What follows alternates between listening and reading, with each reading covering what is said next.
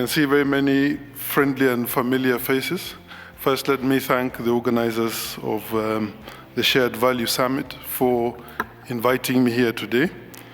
I don't usually do these events, but I am an evangelist for the Big Four, and it's my job to engage all stakeholders across the board and educate them as to what the Big Four is all about and how its purpose to benefit the country. So on your tables, you'll see a document like this. And this document is a takeaway pack. It basically helps you to understand the investment opportunities that the private sector can access in the context of the Big Four. I'll try very hard not to, is this the clicker? Or which one? This one. So I'll try very hard not to repeat what you already know, so that I can use the 15 or so minutes I have really discussing what government's perspective of shared value is in the context of the Big Four. So now the magic button. We have a budget of about 2.7 trillion shillings. If you net off wage bills, which come to about 670 billion shillings across both national and county governments, you are left with development and recurrent expenditure roughly at about 1.5 to 2 billion, to 2 trillion shillings every year. Now, governments exist. The raison d'etre for government is to serve its people and to help them to achieve prosperity at communal and at individual level. This work cannot be done by government alone. It must be done through various actors: business community, non-state actors, civil society, religious organizations, community-based outfits that really serve to connect government services to the people at the lowest denomination of governance. When we look at the Big Four in terms of its aspirations, what immediately jumps out is the fact that this aspiration, if you were to cost it, runs into trillions of shillings. But this aspiration is not one where the government is going to remove money from its pocket to pay for. It's going to create the correct environment, the policy environment, to create a regime in which these three actors working closely together in concert can then achieve this vision of ours called the Big Four. So we have a youth problem. The median age in Kenya is 19 and a half years, sorry. Money on my mind, money on my mind. 19 and a half years. And perhaps on the continent, we have the most connected youth in terms of their access to information. So they know what is going on across the world. They know when they're getting a raw deal. And more importantly, they know what a prosperous future looks like because they can see it. What frustrates a lot of young people is that they don't feel that this prosperity is coming to them soon enough. And this is the challenge that governments have to deal with. In a democratic environment where governments change every 5 years, administrations change every 5 years, you have to remain conscious that the voting population continues to get younger and younger. And their needs are changing dramatically, which is why when we conceptualized the Big Four, it really was based on what we call a national household survey. And the four things that came out, one, of course, is our young people would like jobs, wherever those jobs will come from, because they want to earn a livelihood in a dignified environment. Number two is food is expensive in Kenya. If I was to take a comparison, just on a desktop evaluation, If you're to buy a chicken, a whole chicken, Roadrunner, many of you knows what the Roadrunner is. In Kenya, on average, it will cost you about 800 shillings. In Mozambique, it will cost you 200 shillings. Now, when your disposable income becomes extremely tied to, number one, the need to feed yourself and your family. Number two, the ability for you to treat and medicate and have a healthy household. Number three is to be able to put a roof over your head in a healthy and respectable way and space. These three things are factual. Whenever anyone asks about how did you decide which of the big four, which of these pillars you'd settle on, those three issues underpin the real situation in the country. We spend too much money out of pocket for healthcare. We spend too much money on food and don't get value for it at the cost that we pay. And number three is that most people would prefer to live in better environment. So if you were renting a home, you would want to get value for money for what you're paying. If you wanted to build your home, you would want not to bankrupt yourself in the process.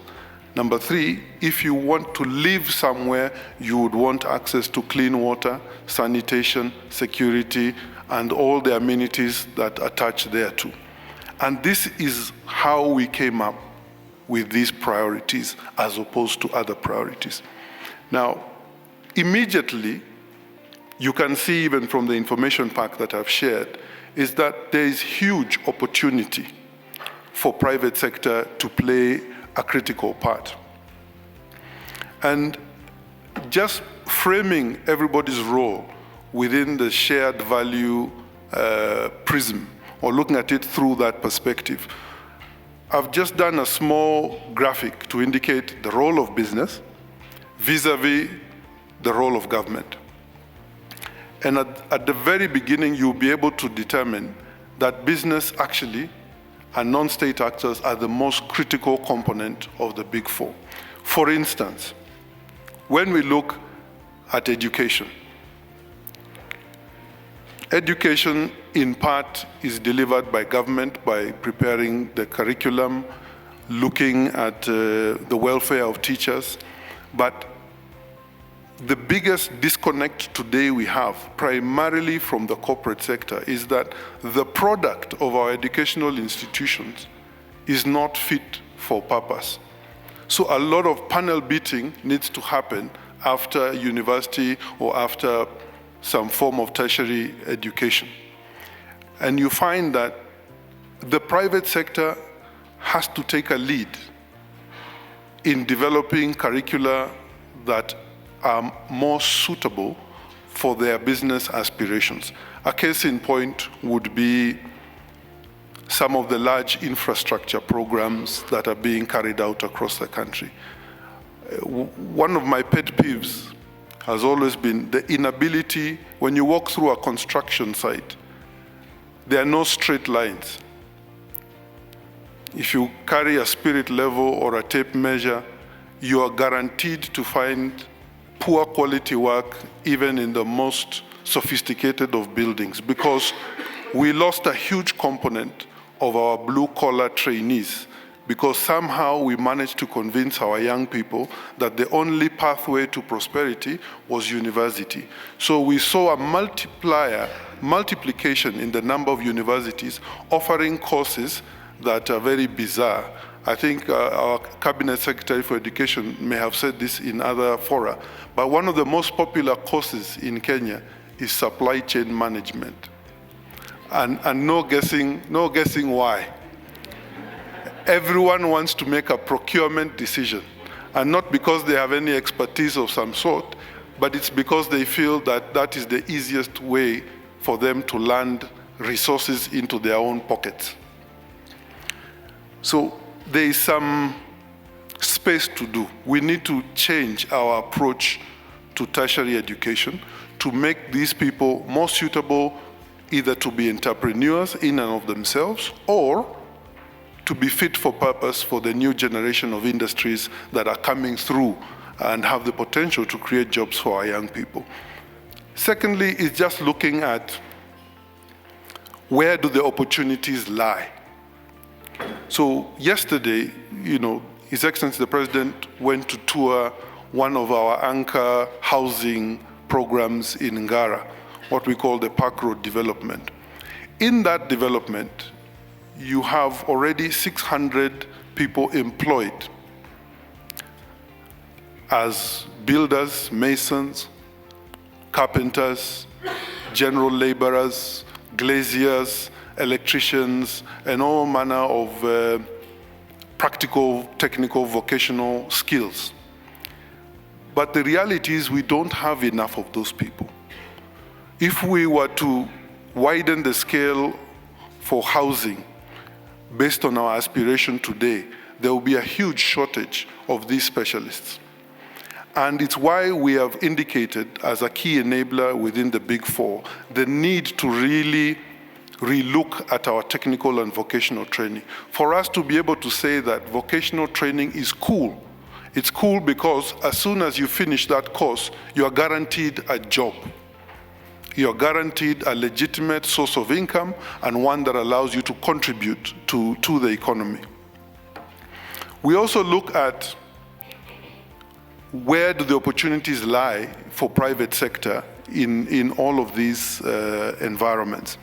And again, if I refer you back to that, the chart on the screen, you'll see that for government, it's really about creating the correct ecosystem.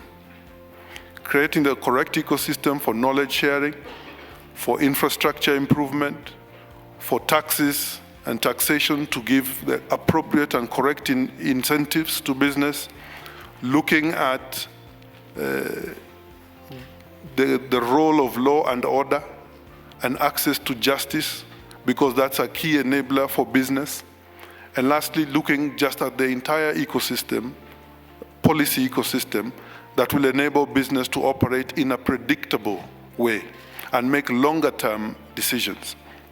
Now, I don't want to read this slide for slide. I will take it as a given that everyone understands the opportunities that exist. My real message today is what I'll jump to, which is what will stop us from achieving shared value in the context of the Big Four. So we are going to do create 500,000 new homeowners. In the last 6 months, what have I witnessed from private sector? At least 50% of the people who have engaged us on housing are more interested in making a quick buck and a killing. They are not interested in the objective of providing dignified homes to Kenyan citizens. And that's a problem that resides largely, if I was to draw a line in the room, on that side, where you are. Because people are happy as businessmen to look at the bottom line without necessarily thinking about the ethical challenges that they must address. So I'll ask you, if there is no willingness to share the cake, can we really achieve shared value? So an example would be in the coffee space. For every 100 shillings that a coffee farmer, worth of coffee that a farmer would produce, our farmers here would typically get between 14 and 20 shillings. And that's not a problem of government. That's a problem largely of the private sector. Because today, premium coffee from Kirinyaga County, I'll give you an example, would be sold at almost 800 shillings per kilo. The farmer in Kirinyaga will get less than 100 shillings. The coffee sector has been built on smallholder farms with volunteer workers mostly children and women who go in to pick coffee berries. The profits made at the apex of coffee trading don't seem to appreciate that in a country like Kenya that produces one of the best quality coffees, both for blending and for direct consumption, is that the coffee sector will die. It will die because there refuses to be an acceptance that the farmers must get better value for their coffee, for them to stop cutting their trees down to build empty, big residential estates that are empty. And many of you have driven on the metropolitan side of Nairobi, where you go into Limuru and parts of Kiambu, which were under tea and coffee, and now they're huge housing estates, maybe 20% uptake in those housing estates. But we have put entire generations out of business. We have turned our farmers into speculators for land. And the reason for this is because we refuse to share value. So for me, that would be challenge number one. The people who mill are private. The people who export are private. The people who do the last value addition for coffee and retail it are private sector. How is it possible that they can continue to profit without passing these benefits down the food chain? Something will give. And I refer you back to my opening statement. 19 and a half years is the average age of your population. If you cannot convince these children to go and take up agriculture and food production, they won't do it because there's no money. They're not fools. They're not going to go spend time in a farm if they don't see compensation coming through at a proportionate value. So what happens to that entire food chain? Coffee starts to diminish, quality starts to disappear, and the guy at the apex eventually becomes an endangered species because they have profited without looking at the entire value chain. And this works across different spectra. I can say the same thing for potatoes, I can say the same thing for horticulture and what we call business cash crops. The farmer gets the short end of the stick. In fact, the average daily income, household income for farmers is 600 shillings.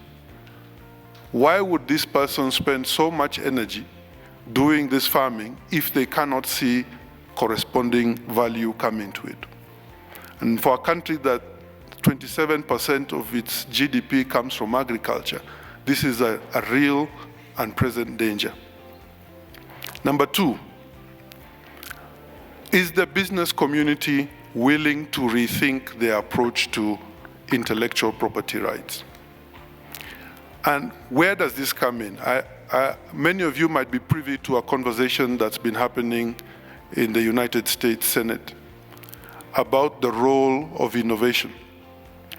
And specifically here, a drug for the treatment of HIV called Truvada, where a month's course of treatment on average is $2,000 in the United States.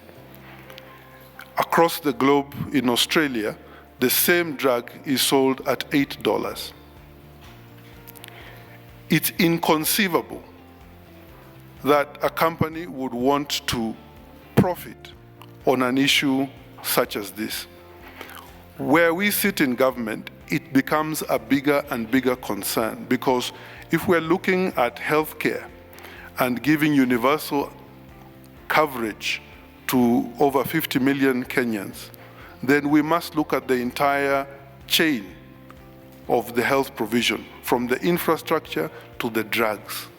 The cost of drugs in Kenya is absolutely off kilter. It's something that is so worrying that you find in every homestead, on average, for every 1,000 shillings, over 260 shillings is spent out of pocket for health-related expenditure. Most of this is paying too much for drugs, and we're still paying too much for drugs that in most instances are counterfeit. So when you try to explain to an ordinary person that you would want them to have good quality healthcare, they can't relate, because their reality every day is that they are paying for the price for intellectual property, because that's the justification that is used. Now, the raison d'etre for government I mentioned at the beginning is to serve its people. So the government cannot continue to watch key commodities continuing to be overpriced on such essential social services. And rather than have an antagonistic and adversarial relationship with the business community, it's better now, within the framework of shared value, that businesses start to take longer-term positions. It will cost you nothing by selling these drugs at a more affordable cost, because the government can guarantee you a supply chain. We can guarantee you patients. We can ensure that your drug is purchased and that we can deal with counterfeiters. But the unwillingness to compromise on this is actually what has led to the increase in counterfeits. Because if, for example, a round of chemotherapy can run into hundreds of thousands of shillings every month, and the cost of that drug is 90% IP, 1% ingredients, that is not sustainable. And even if it's not now, inevitably people will fight, there will be conflict, and governments will have to take populist positions, including even what is being discussed in the US Senate about drug price controls, because the people must be healthy. A government can be removed on the basis of inability to provide access to affordable health care. So something I would want you to reflect on. Lastly, and Bob mentioned this in his address, is the willingness to accept that 50% of the problem in corruption in Kenya and in Africa is sitting again on that side of the room. The KRA officers who are now being interdicted are being interdicted because they received bribes to massage taxation figures, but they didn't bribe themselves. I don't know, how many of you think they bribed themselves? Everyone is in a panic right now because in the new legal regime that allows for plea bargaining, we expect the KRA officers to throw quite a number of people under the bus. Most of those people, again, will be sitting on that side of the room. So when we talk about the willingness to confront corruption in the context of shared value, is that if we are unable to have a grown-up discourse about the role of the private sector, the role of non-state actors in aiding and abetting corrupt and unethical practices, then it is impossible for the government to unilaterally deal with official graft. And it's important that I pass on this message because there is a lot of pressure on this administration to crack the whip on corruption based on sentiment. We have to be careful not to allow the war on corruption to become a McCarthyism situation, which is built on witch hunting. Evidence-based prosecutions must lead the way. We must give room to law and order to take precedence in this war on corruption. But the private sector must acknowledge that they cannot survive, this country cannot survive until you say enough is enough. And I would find it very difficult for us to achieve shared value unless we can confront in an honest way these three challenges. One, to be able to take a longer term view. Make investments that last, not short-term exploitation of people and citizens and customers. Number two, particularly in the healthcare space and the agriculture space, let's deal with the question of IPR from a social benefit perspective. Because at the end of the day, there is no point in selling a drug to people who can't afford to pay it. Number three, as I close, would really be the question of corruption.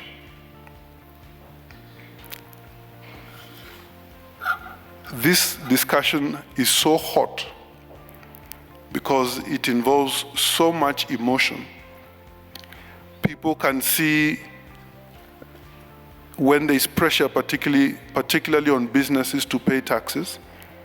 There is pressure on individuals to comply with the law. So it's not hard to understand where the frustrations come from when people feel that the war against corruption is not moving at the pace that it ought to move. But I would like to give you comfort that number one is that the rule of law will prevail. Number two, that the business community, in order to achieve genuine shared value on the Big Four programs, must abandon unethical business practices and must not be part of the problem on corruption. I can write a book about government tendering processes and how the phone calls come to government officials from that side of the room, where they would want to see government policies tailored not for the benefit of the majority, but for the benefit of individual organizations so that they might profit ahead of their competition. I don't think it's sustainable, and I don't think it will help us achieve shared value across the board if we are not able to confront these issues.